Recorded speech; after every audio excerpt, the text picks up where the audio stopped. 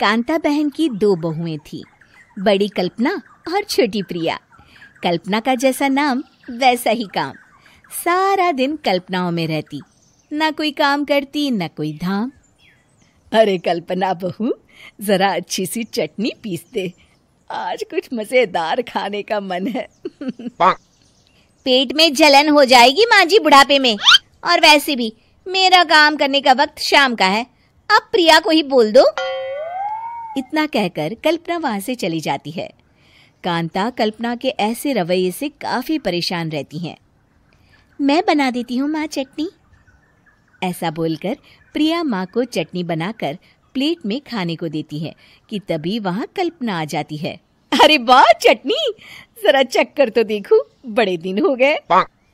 अरे नहीं बहू, तू तो रहने ही दे चटनी खाना, पेट में जलन हो जाएगी।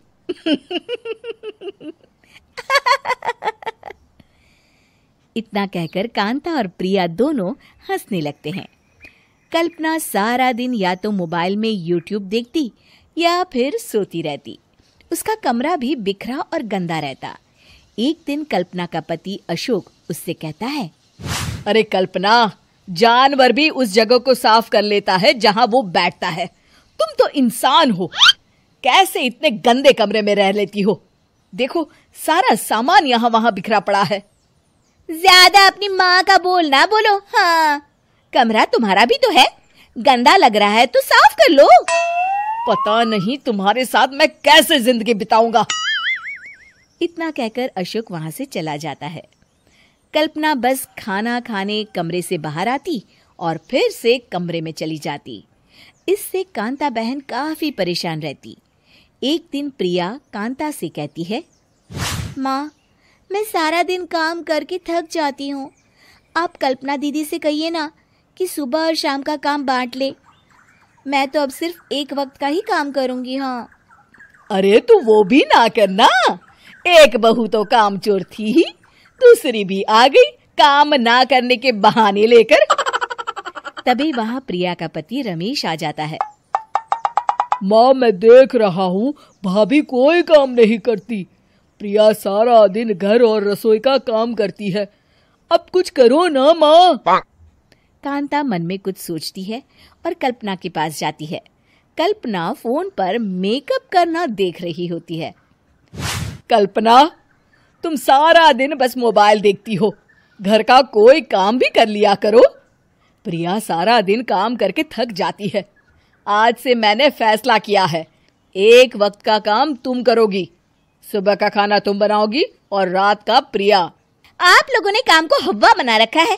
अरे पता नहीं थोड़ा सा ज्यादा काम करने में आप लोग घबरा क्यों जाते हैं। और हाँ, बहुत ज्यादा प्रिया की तारीफ मत करिए मेरे सामने, बड़ी बहू तो मैं ही रहूंगी। मैं कुछ नहीं जानती, कल सुबह मुझे वक्त से खाना चाहिए, रसोई में आ जाना, वरना कल से तुझे खाना नहीं मिलेगा। अगली सुबह कल्पना रसोई में नहीं आती है। वो देर से सोकर उठती है और बाहर आकर कहती है, अरे भूख लगी है, आज खाने में क्या है? इतनी देर हो गई, आज किसी ने मुझे उठाया भी नहीं, पता नहीं कहाँ है सब। कल्पना को घर में कोई नहीं दिखता। वो रसोई की तरफ जाती है जहां बड़ा सा ताला लगा होता है। अरे रसोई में ताला? ओ, मैं तो भूल ही गई थी। माँ ने आज से सुबह का खाना मुझे बनाने को कहा था। हे भगवान, इतने लोगों का खाना बनाना क्या आसान है? तभी घर के सारे सदस्य बाहर से वापस आते हैं। वाह माँ जी, मजा आ गया छोले भटूरे खाकर। मेरे मुंह में तो अभी भी स्वाद आ रहा है। अरे कल्पना, तेरे भरोसे रहते तो हम तो भूखे ही रह जाते। कल्पना को बहुत गुस्सा आ जाता है। अब बहुत हो गया, आज से मैं अपनी रसोई अलग कर रही हूँ, मैं अपना खाना खुद बना लिया करूंगी। कल्पना अपनी रसोई अलग कर लेती है, पर आए दिन उसका देर से उठना और काम न करने की आदत से वो भूखी ही रह जाती थी। उसी के सामने घर के लोग अच्छे अच्छे पकवान खाते और कामचोर कल्पना को जैसे तैसे ही खाना बनाकर खाना पड़ता। पर एक दिन तो हद ही हो गई। माँ, दीदी आज सुबह से कमरे से बाहर नहीं निकली, हमें जाकर देखना चाहिए। सो रही होगी कामचोर कहीं की, पर तुम कहती हो तो चलो देख लेते हैं उसे। कल्पना कमरे में पेट पकड़कर बैठी होती है। हाय मेरा दर्द, पेट दर्द के मारे मर रही हूँ मैं।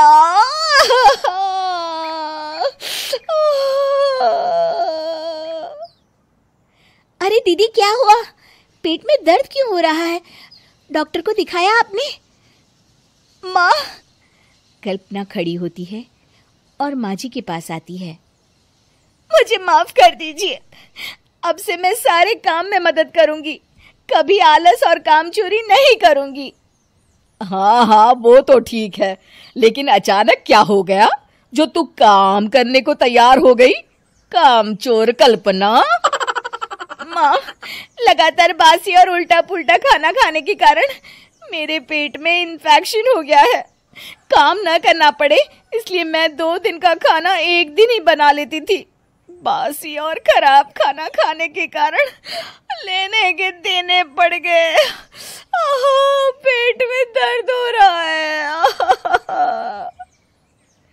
चलो अच्छा हुआ, देर आए दुरुस्त आए।